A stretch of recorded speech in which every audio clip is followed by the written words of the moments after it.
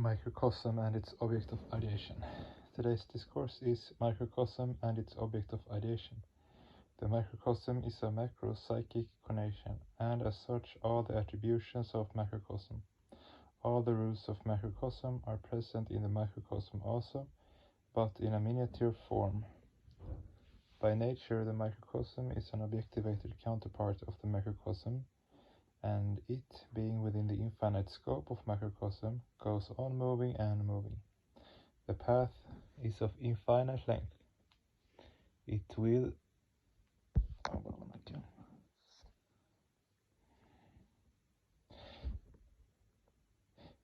go on moving until it reaches the definite goal. What should be the goal?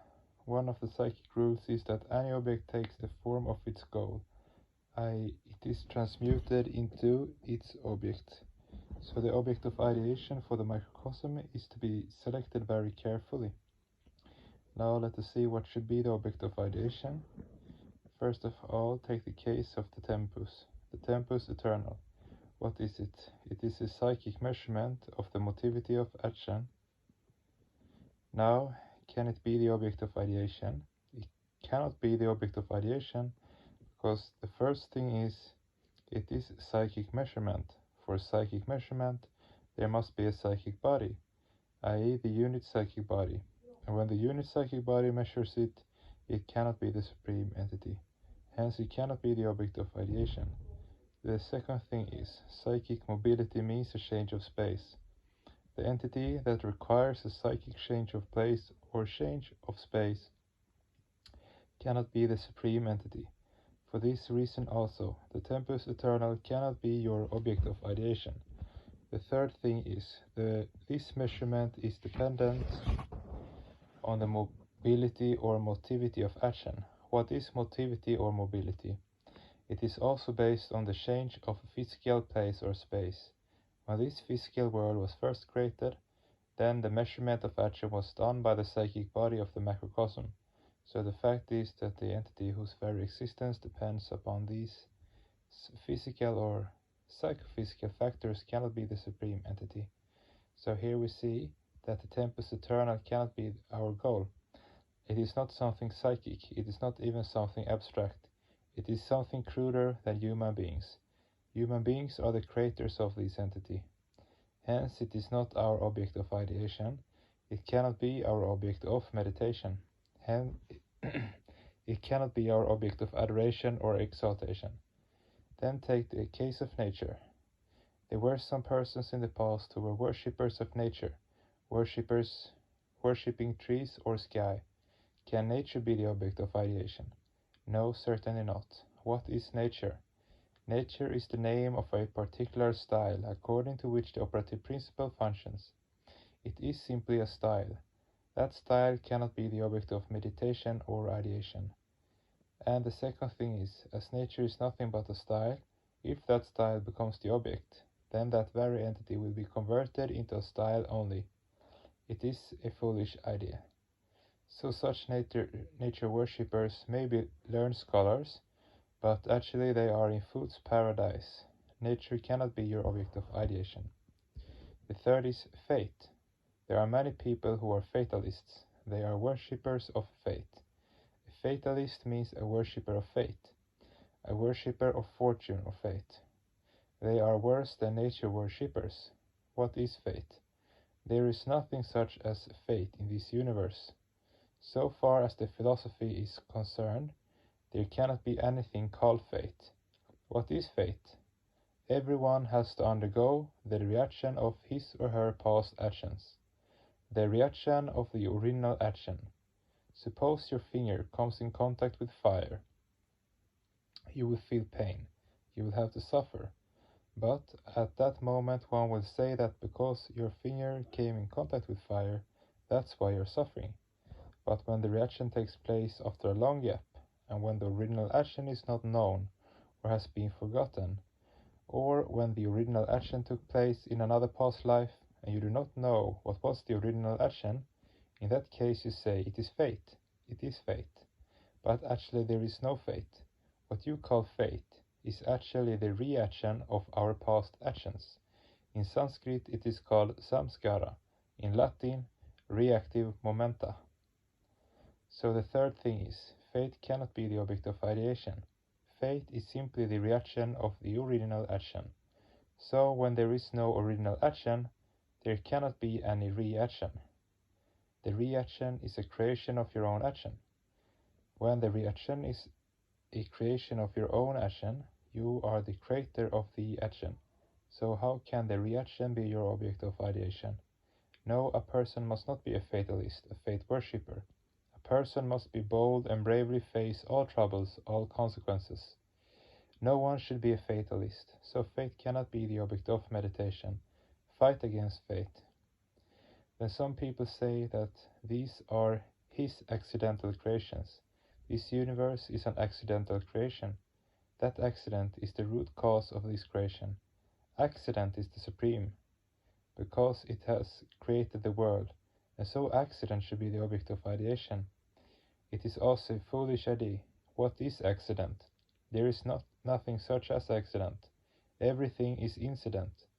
When an action is materialized within a very short time, or when the root cause of the action is not known to us, we are just seeing the reaction, the incident.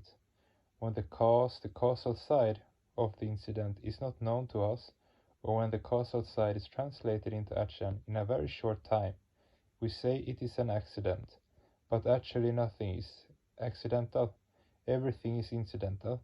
Because of our lack of knowledge, we say it is accidental. When the causal side, the causal factor, is translated into action slowly, we do not say it is an accident, we say it is an incident. An accident is not something providential, something beyond the scope of time, space, and person. The entity which is within, not beyond the periphery of time, place, and person, cannot be your goal, your object of ideation, your creator, or the source of exaltation. Some people say these quinquelemental factors, of which this universe is made, should be the object of ideation. What are these quinquelemental factors? They are nothing but a condensed form of energy. What is energy? It is nothing but a condensed form of psychic stamina. How can these quinquelemental factors of this expressed world be the object of meditation? They cannot be your goal. They cannot send you into the path of beatitude. So those who are worshippers or meditators of the quinquelemental factors are misguided people. They are just wasting their energy for nothing. Some people are of the opinion that the cosmic energy is the original source, the causal matrix of the universe, and hence this causal matrix will be the object of ideation. But what is this causal matrix? This cosmic energy cannot be regarded as the causal matrix, because it is a blind force. Energy is a blind force. Electricity is a blind force. It is controlled by the human intellect. So the cosmic energy, having no intellectual support behind it, cannot be the causal matrix, because everywhere in this universe we see that everything is in an orderly style, i.e., there is an intelligence behind the cosmic energy, and that is why there is order everywhere. There is system everywhere. The entire creation is of a systematic order. It cannot be the creation of a blind force or blind energy. There must be some intelligence behind it. So the cosmic energy cannot be treated as the causal matrix, and thus no godhead can be ascribed to it. It cannot attain the status of the causal matrix.